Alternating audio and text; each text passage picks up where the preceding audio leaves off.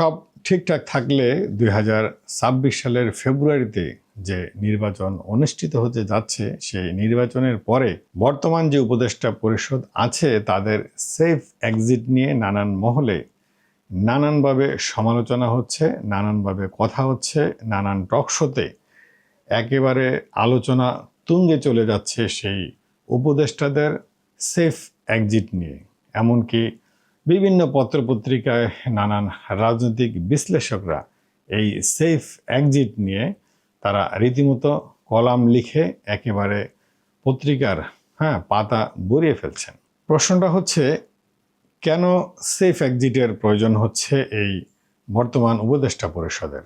যারা বলছে বর্তমান উপদেষ্টা পরিষদের সেফ এক্সিটের প্রয়োজন আছে অথবা অনেকেই সেফ এক্সিটের পরিকল্পনা করে রেখেছে বলে আবার দিচ্ছেন, সেখানে এই প্রশ্ন হলো যে এই উপদেষ্টা পরিষদের সেফ এক্সিটের প্রয়োজন হচ্ছে কেন?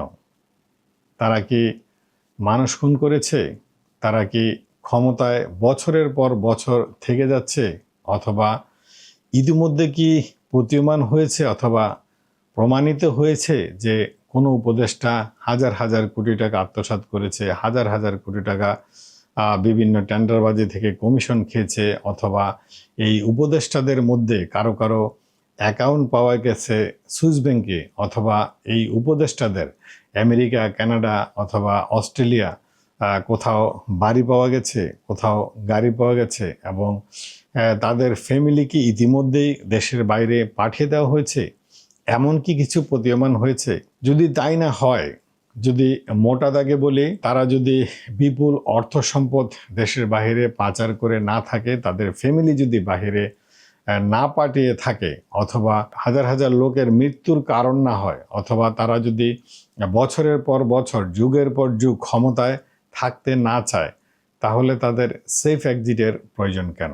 যদি এর কোনো একটা করে থাকে অথবা সেটা এখন প্রমাণিত না হোক, নির্বাচনের আগে আগে অথবা ক্ষমতা ছাড়ার পরে অথবা ক্ষমতা ছাড়ার সময় যদি এ ধরনের কোনো একটা প্রমাণিত হয় বা হতে পারে, তাহলে অবশ্যই তাদের সেফ এক্সিটের প্রয়োজন আছে বলে আমি মনে করছি। এই মোটা দাগে 2-3টা কারণ ছাড়া কেন বর্তমান উপদেষ্টা পরিষদের সেফ এক্সিটের প্রয়োজন আছে? আমি তো মনে করছি না এমন কোনো সেফ এক্সিটের প্রয়োজন আছে যদি এই ঘটনাগুলো ঘটিয়ে না থাকে।